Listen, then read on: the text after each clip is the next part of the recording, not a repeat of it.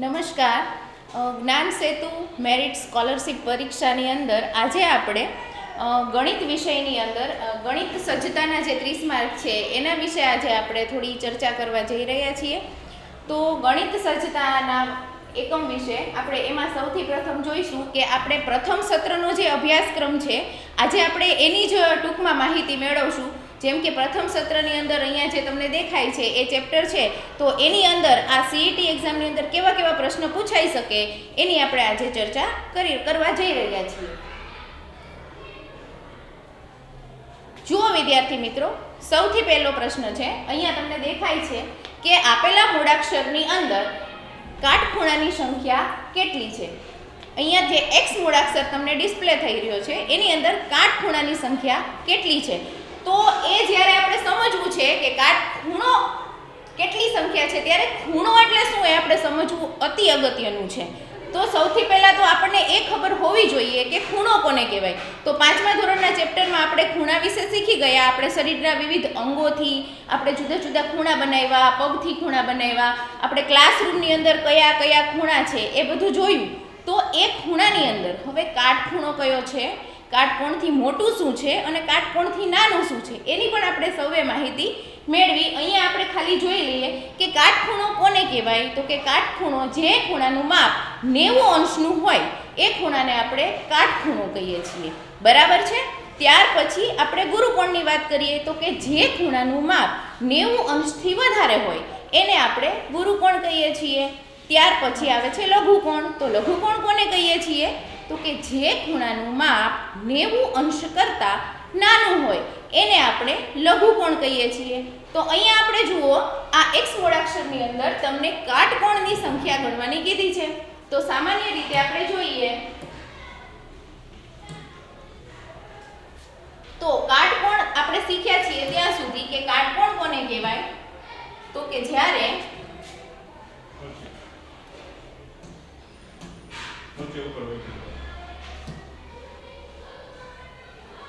આપણે આ રીતે L જ્યારે બનતો હોય ત્યારે આ જે ખૂણો બને છે આ 90 અંશના માપનો ખૂણો એટલે કે આને આપણે કાટકોણ કહીએ છીએ. હવે આનાથી જ્યારે મોટો ખૂણો બને એટલે કે આ રીતે ત્યારે આપણે 90 થી મોટો એટલે કે આપણે એને ગુરુકોણ કહીએ છીએ. અને જ્યારે આનાથી નાનો બને એટલે કે આ રીતનો ખૂણો ત્યારે આપણે એને લઘુકોણ તરીકે ઓળખીએ છીએ. તો હવે અહીંયા આપણે x ની અંદર આપણે આ ખૂણા વિશે જોઈએ. તો અહીંયા જુઓ, અહીંયા જે આ ક્રોસ બને છે, અહીંયા ચોકડી બને છે આ રીતે, બરાબર. તો અહીંયા ક્રોસ બને છે તો અહીંયા એક ખૂણો, અહીંયા એક ખૂણો, અહીંયા એક ખૂણો અને અહીંયા એક ખૂણો. આ ચાર ખૂણા છે એ અહીંયા કાટકોણ બને છે. કેટલા બને છે? કાટકોણ 1 2 3 અને 4. એટલે આના જવાબની અંદર આવશે ઓપ્શન A એટલે કે કાટકોણ. ત્યાર પછી જોઈએ, જુઓ એને જ અનુલક્ષીને આપણે બીજો પ્રશ્ન મૂક્યો છે કે કયા મૂળાક્ષરમાં ખૂણો રચાતો નથી. તો સૌથી પહેલા આપણને ખબર છે કે ખૂણો ક્યારે રચાય છે, જ્યારે કોઈ પણ સીધી લીટીમાં કોઈ વસ્તુ જ્યારે હોય, સીધી લીટીમાં એટલે કે બે રેખાખંડને સીધી લીટીમાં જોડીએ ત્યારે ક્યારેય પણ ખૂણો બનતો નથી. ખૂણો બનવા માટે હંમેશા કોઈ પણ વસ્તુ છે એને આ રીતે જોડાય અથવા તો ઊંધી રીતે જોડાય, ચતી રીતે જોડાય ત્યારે એ ખૂણો બને છે. તો અહીંયા જુઓ, તમે જોઈ શકો છો કે B, અહીંયા B જે ઓપ્શન છે એની અંદર અહીંયા ખૂણો છે, એક ખૂણો અહીંયા છે. D ઓપ્શનની અંદર પણ ખૂણા છે, A ઓપ્શનની અંદર પણ આપણને ખૂણા જોવા મળે છે. જ્યારે C ઓપ્શન છે એની અંદર O આપેલો છે, રાઉન્ડ. તો જ્યારે પણ કોઈ રાઉન્ડ વસ્તુ હોય, ગોળ વસ્તુ હોય તો ગોળ વસ્તુની અંદર ખૂણા બનતા નથી. આપણે જુદી જુદી વસ્તુથી જોઈએ, જુઓ અહીંયા જે છે, અહીંયા આપણે ખૂણો અને ધાર આની પહેલાના ચેપ્ટરમાં ભણી ગયા છે, ધાર અને ખૂણા, બરાબર. તો જ્યારે પણ કોઈ ગોળ વસ્તુ હોય ત્યારે એને હંમેશા એક જ ધાર હોય અને એને ખૂણા ક્યારેય હોતા નથી. તો આવા પ્રશ્નો ઘણી વખત પૂછાય છે પરીક્ષાની અંદર. તો જ્યારે O અથવા તો કોઈ રાઉન્ડ શેપની વસ્તુ તમને આપે ત્યારે આપણે જોઈ લેવાનું છે કે જ્યારે રાઉન્ડ શેપની વસ્તુ છે અથવા તો ગોળ છે ત્યારે એની અંદર આપણે ખૂણા બનશે નહીં, બરાબર. તો આની અંદર જવાબ આવશે ઓપ્શન C. ત્યાર પછી જોઈએ, એના પછીનો પ્રશ્ન છે કે W મૂળાક્ષરમાં કાટકોણથી નાના ખૂણાની સંખ્યા કેટલી છે. તો હમણાં જ આપણે આગળ જોયું કે કાટખૂણથી નાનો એટલે કે શું હોય તો કે 90 અંશથી નાનો ખૂણો. તો અહીંયા જુઓ 90 અંશથી નાનો એટલે W મૂળાક્ષર છે. પહેલા તો આપણે એ મૂળાક્ષરને અહીંયા લખશું.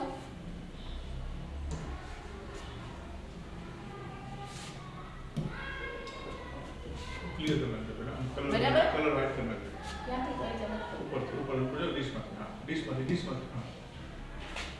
ચાલો હવે અહીંયા જોઈએ આપણે જ્યારે આપણે આ W મૂળાક્ષરને લખીએ છીએ ત્યારે અહીંયા જુઓ એક આ ખૂણો બને છે, એક આ ખૂણો બને છે અને એક આ ખૂણો બને છે. તો અહીંયા જે ખૂણા બને છે એ કાટકોણથી તમને દેખાતા જ ખબર પડી જાય. અહીંયા આપણે જોયું હતું કે જ્યારે આ પ્રકારનો શેપ બનશે ત્યારે એક કાટકોણ બનશે. તો અહીંયા જુઓ W મૂળાક્ષરની અંદર આપણને જોઈને જ ખબર પડી જાય. આપણે કાટકોણ લઈને ઓલું માપ્યું લઈને અહીંયા માપવાની જરૂર નથી કોણ માપકથી. બરાબર, ઘણી વખત આપણે કોણ માપકથી ખૂણા માપીએ છીએ પણ આની અંદર તો જુઓ આપણને જોઈને જ ખબર પડી જાય કે આનાથી તો એ નાનો જ છે. એટલા માટે આ જે ખૂણો છે એ લઘુ કોણ છે, એટલે કે કાટકોણથી નાનો છે. તો જુઓ કેટલા થયા 1 2 અને 3. તો આની અંદર કયો જવાબ આવશે? તો આની અંદર જવાબ આવશે ઓપ્શન A એટલે કે 3. ત્યાર પછીનો પ્રશ્ન જોઈએ. જુઓ અહીંયા તમને 4 ઘડિયાળો આપી છે અને એની અંદર જુદા જુદા સમય બતાવ્યા છે. તો અહીંયા કીધું છે કે કયો ખૂણો કાટકોણ નથી. હવે જુઓ હમણાં તો તમે એમ કહેશો કે ટીચર હમણાં તો તમે એવું કીધું હતું કે L શેપ આવે ત્યારે કાટકોણ હોય અને 90 અંશનું માપ હોય એ કાટકોણ હોય. તો હવે અહીંયા તો આપણને અમુક જુઓ તો આપણને તમને L શેપ દેખાય છે પણ હવે અમુકમાં આપણને L શેપ દેખાતો નથી. તો અહીંયા આપણે કોણ માપક લઈને માપવાનું તો છે નહીં. તો કેવી રીતે ખબર પડશે? જુઓ આની એકદમ સાવ સિમ્પલ ટ્રીક તમને બતાવું.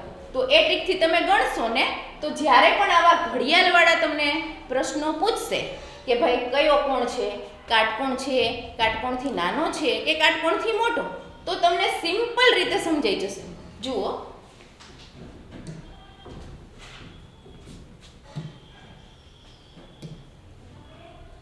અહીંયા જુઓ, હવે આ ઘડિયાળ જુઓ, અહીંયા શું કરવાનું છે? કાંઈ નથી કરવાનું.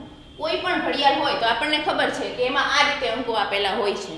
બરાબર, શું કરવાનું છે? કાટકોણ છે કે નહીં એ જાણવા માટે જોઈ લેવાનું કે કોઈ પણ બે કાંટા વચ્ચે જ્યારે 15 મિનિટનો સમયગાળો હોય, એટલે કે ઘડિયાળના બે કાંટા છે એના વચ્ચે કેટલો 15 મિનિટ, કેટલો જ્યારે 15 મિનિટનો સમયગાળો હોય ત્યારે એ બે કાંટા વચ્ચે જે ખૂણો બને એ ખૂણો કાટકોણ જ હોય. કાટકોણ સિવાય એ ખૂણો ના હોય. બરાબર, હવે 15 મિનિટથી જ્યારે ઓછો સમય હોય તો ત્યારે કયો ખૂણો હોય? બરાબર, કેમ કે આનાથી નાનો હોય તો કયો હોય? ત્યારે લઘુ કોણ હોય. અને જ્યારે 15 મિનિટથી વધારે સમય હોય ત્યારે એ ખૂણો કયો બનશે? એ ખૂણો ગુરુકોણ બનશે. જુઓ અહીંયા જોઈએ, અહીંયા જુઓ એક કાંટો તમને 12 ઉપર બતાવે છે અને બીજો કાંટો 3 ઉપર છે. અહીંયા જોઈએ સમય જોઈએ 5, 5, 10 અને 15. અહીંયા 15 મિનિટનો સમયગાળો બે કાંટા વચ્ચે છે એટલે આપણને ખબર છે કે આ તો શું છે? આ તો કાટકોણ જ છે. બરાબર, એના પછી ઓપ્શન બી જોઈએ. જુઓ એક કાંટો 5 ઉપર છે અને એક 8 ઉપર છે. ગણીએ 5, 5, 10 અને 5, 15. એટલે અહીંયા પણ 15 મિનિટનો સમયગાળો છે. તો આ ખૂણો પણ આપણે કેવું બનશે? કાટકોણ બનશે. હવે અહીંયા જોઈએ ઓપ્શન સી માં, અહીંયા 10 ઉપર અને 1 ઉપર 5, 5, 10 અને 5, 15 મિનિટ. તો આ ખૂણો પણ કેવો બનશે? કાટકોણ બનશે. જો અહીંયા એલ શેપ તમને સરખો નથી દેખાતો અહીંયા, એટલા માટે તમને કદાચ એવું થાય કે આ કાટકોણ નથી. તો એ સમજવા માટેની આ સાવ સિમ્પલ ટ્રીક છે. હવે ઓપ્શન ડી જોઈએ.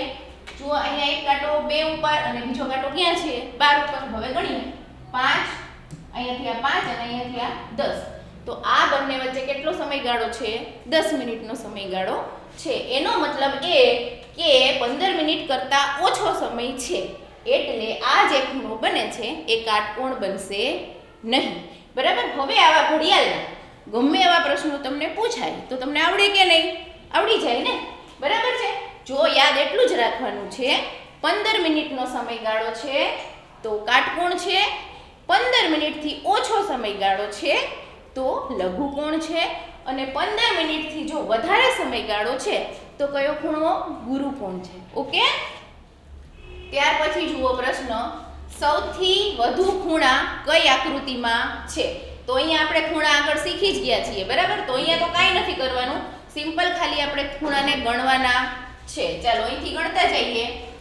ખૂણો A એટલે અહીંયા 1, આ 2 અને આ 3, અને આમ પણ આ ત્રિકોણ છે એટલે હંમેશા ત્રિકોણ છે એમાં કેટલા ખૂણા હોય?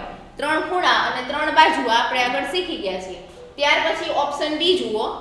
આ કઈ આકૃતિ છે? તો કે આ પંચકોણ છે.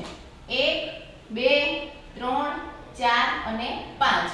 આ આકૃતિ અંદર કેટલા ખૂણા છે? 5. ત્યાર પછી ઓપ્શન સી જોઈએ આપણે, તો 1 2 3 અને 4. તો આ ચોરસ છે, લંબચોરસ છે, તો લંબચોરસની અંદર પણ કેટલા હોય? 4. અને અહીંયા જુઓ પાછો ત્રિકોણ આવી ગયો, તો ત્રિકોણમાં તો આપણને ખબર જ છે કેટલા ખૂણા હોય? 3. તો અહીંયા શું પૂછે છે કે સૌથી વધુ ખૂણા કઈ આકૃતિમાં છે? તો કયો જવાબ આવશે? અહીંયા જવાબ આવશે ઓપ્શન બી, બરાબર? કેમ કે બી એની અંદર 5 ખૂણા છે. ત્યાર પછીનો પ્રશ્ન જોઈએ. જુઓ, હવે આપણે અહીંયા પૂછે છે કે બપોર પછી 4 કલાક અને 5 મિનિટને કઈ રીતે લખવામાં આવે? જુઓ, આવા પ્રશ્નો આપણને ગયા વખતે પણ પૂછાણા હતા અને આપણે જે સાઇટ ઉપર પ્રશ્નપત્ર મૂકેલા છે એની અંદર પણ આવા પ્રશ્નો છે. તો આપણને ઘડિયાળમાં જોતા તો આવડે જ છે, બરાબર? કન્ફ્યુઝન ક્યાં થાય છે? જ્યારે PM અને AM તમને આપે છે ત્યારે આપણે આની અંદર જ્યારે જવાબ આપવાનો હોય ને ત્યારે આપણે આડાવડું કરીએ છીએ. એના માટે થઈને આપણે જોઈ લઈએ. જ્યારે હવે જુઓ અહીંયા ઘડિયાળ છે, બરાબર? અહીંયા 12 લખેલા છે. તો ઘડિયાળ છે, આપણને ખબર છે કે એક દિવસ છે, તો એક દિવસનો સમય કેટલો છે? 24 કલાક, બરાબર? એક દિવસમાં 24 કલાક છે, એમાં 12 કલાક છે. આપણે એમ જનરલી કહેતા હોઈએ કે 12 કલાક છે એ સવારની હોય અને 12 કલાક છે એ રાત્રે હોય, બરાબર? તો આવી રીતે થઈને 24 કલાકનો આખો દિવસ થાય છે, બરાબર છે? તો હવે આની અંદર આપણે જાણીએ છીએ કે AM અને PM આ પણ આપણને ખબર છે, બરાબર? આ છે આફ્ટરમેડિયેટ અને આ છે પોસ્ટમેડિયેટ, બરાબર? એટલે આફ્ટરમેડિયેટ એટલે કે મોર્નિંગ નો સમય એટલે કે AM. તો હવે AM ક્યારે કહીશું? તો કે એટલી વસ્તુ યાદ રાખી લેવાની છે કે રાત્રિના 12 વાગ્યાથી બપોરના 12 વાગ્યા સુધી, બરાબર?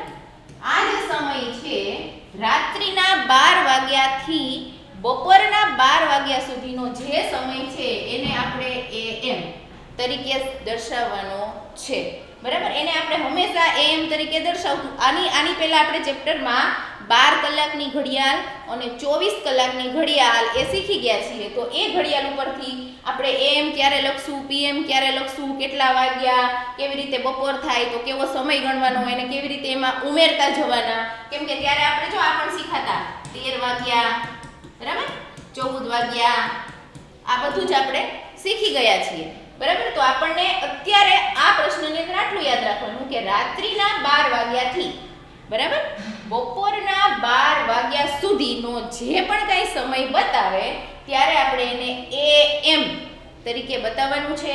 એનાથી ઊંધું, બરાબર, બપોરના 12 વાગ્યાથી રાત્રિના 12 વાગ્યા સુધી જે સમય બતાવશે એને આપણે PM એટલે કે પોસ્ટમેડિયેટ, બરાબર, એને આપણે PM તરીકે ઓળખશું. તો હવે જુઓ, અહીંયા આપણને એક વસ્તુ, તમને જ્યારે આવા પ્રશ્ન પૂછશે ને ત્યારે એક વસ્તુ તમને ક્લિયર આપેલી હશે, બરાબર? એક વસ્તુ ક્લિયર આપી હશે કે બપોર પછી, સવારમાં કે સાંજે કે રાત્રે, એવી વસ્તુ તમને ચોખવટ કરીને આપેલી હશે. તો જ્યારે આવા પ્રશ્ન પૂછાય ને ત્યારે અહીંયા આ વસ્તુ છે એ ખાસ વાંચવાની છે, બરાબર છે? આમાં આપણે ભૂલ થવાની શક્યતા બહુ જ રહે છે.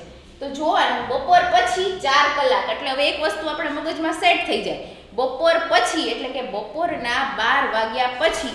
તો કે બપોરના 12 વાગ્યા પછી શું કરવાનું હતું? તો કે 12 વાગ્યા પછી તો PM લખવાનું જ કીધું હતું. હવે જોઈ લ્યો, બપોરના 12 વાગ્યા પછી તમને મેં શું કીધું કે તમારે PM લખવાનું છે, બરાબર?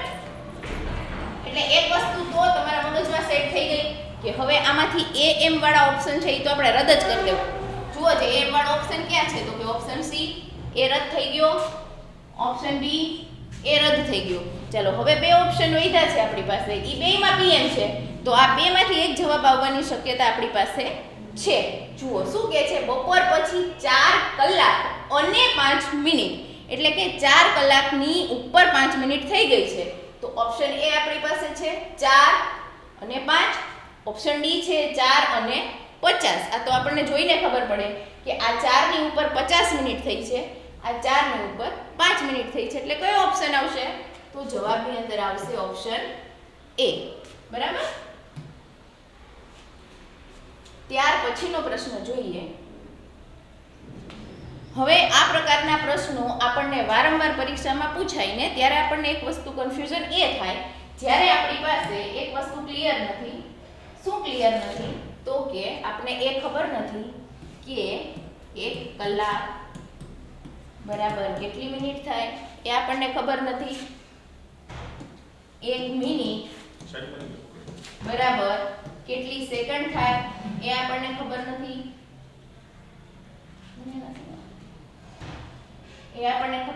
બરાબર છે. તો જ્યારે આ વસ્તુ આપણને મગજમાં ક્લિયર થાય ત્યાર પછી આપણને આ પ્રશ્નોનો જવાબ જ્યારે આપવાનો આવે ત્યારે આપણને ક્યારેય કોઈ કન્ફ્યુઝન થાય નહીં. હમણાં આપણે જોયું કે એક દિવસની અંદર કેટલી કલાક હતી, 24 કલાક હતી. બરાબર છે. હવે આપણે જોઈશું એક દિવસ બરાબર 24 કલાક. તો આવા ગમે એ દાખલા પૂછાય ને તો એના માટે આ 3 વસ્તુ હું તમને આપું છું. બરાબર. એ 3 વસ્તુ ક્લિયર કરી લેવાની, પછી આના વધારે ઉદાહરણો આપણે ગમે ત્યારે ગમે ત્યાંથી જોઈને કરી શકીએ. બરાબર. અહીંયા એક જ ઉદાહરણ મૂકેલું છે. બરાબર. આ વસ્તુ ક્લિયર કરવાની. એક દિવસ બરાબર 24 કલાક બરાબર 1 કલાક બરાબર 60 મિનિટ અને 1 મિનિટ બરાબર 60 સેકન્ડ. બરાબર. હવે આ 3 વસ્તુ જ્યારે આપણને યાદ છે ત્યારે આ પ્રકારના કોઈ પણ દાખલા આપણને પૂછાય તો આપણે અહીંયા કન્ફ્યુઝન થશે નહીં. ચાલો હવે આ વસ્તુ ક્લિયર છે ત્યારે હવે આપણે આગળ જોઈએ.